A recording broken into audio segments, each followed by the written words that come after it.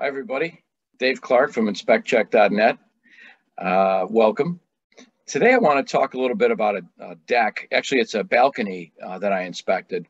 And we do have some good white papers on that in our blog. You can get that through InspectCheck-net.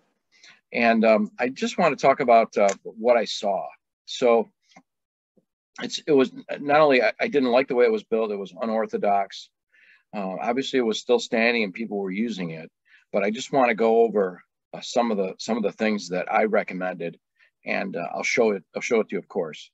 As far as the deck inspection goes, one of the things that I recommend as to home inspectors, and I also give this information to my clients, is that just because it's a deck or a balcony or anything, a patio, an elevated patio, whatever you want to call it, my standard is the same as any other floor structure. So if we're going to use for that particular span and on-center spacing a 2x10, I'm not going to say, well, it's just a deck, so we'll just go with a 2x8.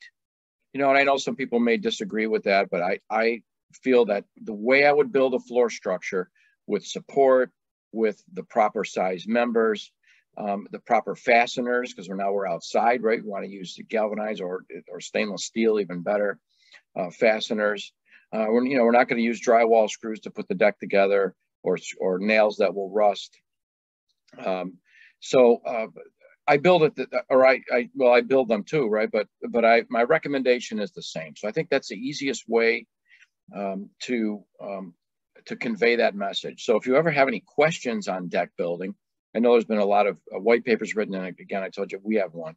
I would just refer right to the National Building Code on what you would use for any other floor, including spans and on centers, for any other floor structure in a house or anything else. So simple as that. So with that said, let me share my screen with you. I want to show you this picture. There you go. Okay. So here it is. I'm going to mark this up, and maybe we'll use a yellow. All right, so we're looking at second floor. In this case, it's a balcony, it's a brick house. It's a solid brick house, actually. And we'll take a look at a few things that I pointed out and what my recommendations were. The first thing is, here's a ledger board. I can't really tell how it's attached. It doesn't appear to be attached with the proper fasteners. Again, how is it bolted onto that brick structure? I don't know. You can't really see from the inside, but from the outside, sometimes you can get an idea. I can't see anything. It looks to me like it's just screwed in, maybe with something much smaller, a smaller type of masonry screw of some sort. It's really tough to tell. The other part of the problem is, if you look how this is supported, really, what is supporting this? Well, of course, these three, right, posts are supporting it. Looks like this one has broken. Doesn't look like it. It has broken. So I'm not sure if it's settled and then they put these in. But really, what's supporting this whole structure is this 2x8 and this in the center and this. Okay. So I'm going to just undo that for a second, and I'm going to make this a little bit bigger. And what they did was they staggered these.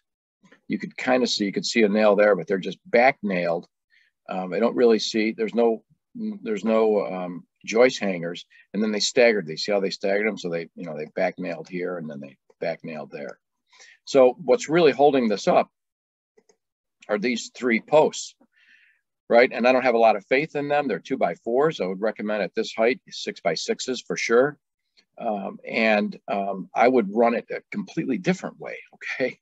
What I would run it is I would put our ledger, and again, fasten it properly. On masonry, you don't want to use just a masonry fastener. You might want to go through to the other side and put a cleat behind it.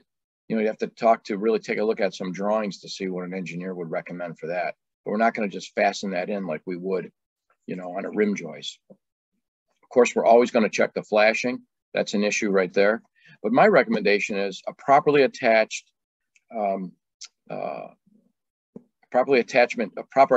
here. Let me say that, ledger board. And then I would run the joists this way, okay? And whatever that distance is, I run them here. And then probably either to an LVL at the front. This would be, an LVL going all the way across. here. And joist hangers also on that side, or maybe back nailed into one, and then also joist hangers. There's nothing wrong with doing that. Again, you're up high, so you want to be as safe as possible. And whatever the span calls for, and I would think in this it would probably call for a 2x10, unless you had a mid-span support, but we don't. I would go with a 2x10, whatever that floor span called for over that distance.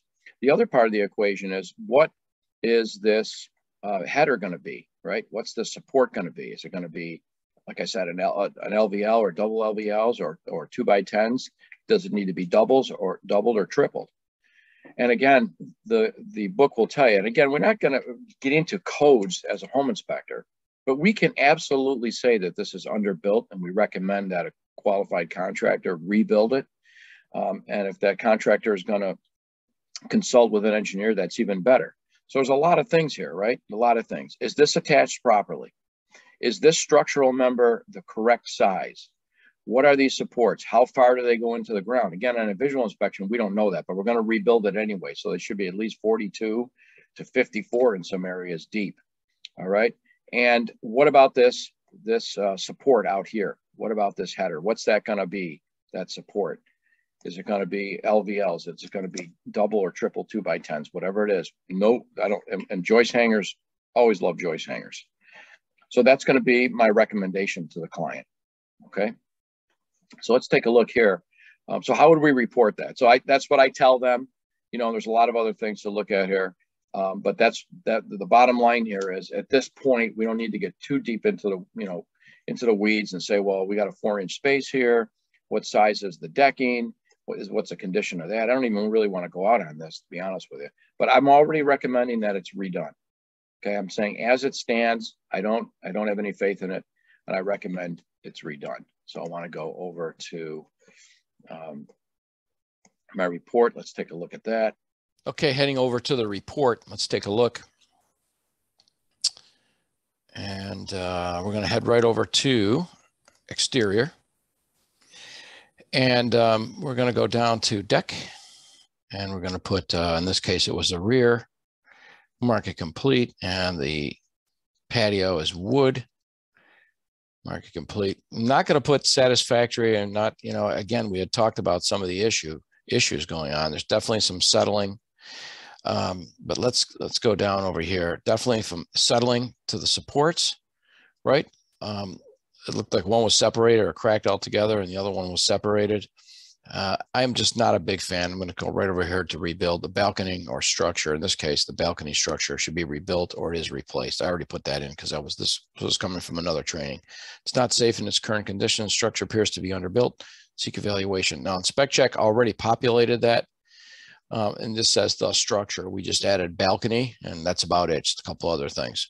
And we're also put it in our necessary repair or further evaluation column, because that's what we want them to do. Okay, don't have any faith in it. This would be a great place to add maybe that picture of it, so whoever the contractor is that's coming in can see it and make that repair. So I think that's really the best way to report on this. I'm not a fan of it. Let's get it done. And you could go to this column, says some repair, close monitoring, where there's some minor movement, but I think I'm going to go with settling, just because of the way I saw those posts and just because of the way I saw it's built. I don't trust that ledger board either. So that is the way I would do it. So we can talk about the proper way to build a deck, and we will do that. I'm just not here. I just wanted to show you that, because you look at that and they're using it. And so they're saying, well, we've been using it. It's, it seems to be okay. But it's just not the way I like it. And as a home inspection, and there may be people that disagree with me, and that's fine, but it's a home inspection. And so they're paying for my professional opinion. And after 30 years of doing this, my professional opinion is that I think it should be rebuilt. I don't like it. Can you probably try to shore it up and go through all that? Maybe. I don't have any faith in the posts out in front of it. And it's my recommendation that that should be rebuilt. So we showed you that, showed you how to report on it. I hope this helped you out a little bit when you get into these kind of sketchy, home builds, if you will. Thanks for watching. If you would please subscribe to the channel so you'll get new videos as I make them. I'm out there, when I'm out there in the field, I've got so many pictures and so many videos in that. I'd love to share them with you. So just please subscribe. I can also there'll also be links to this on homeinspectortrainingonline.com and of course, InspectCheck.net. And I'll see you next time.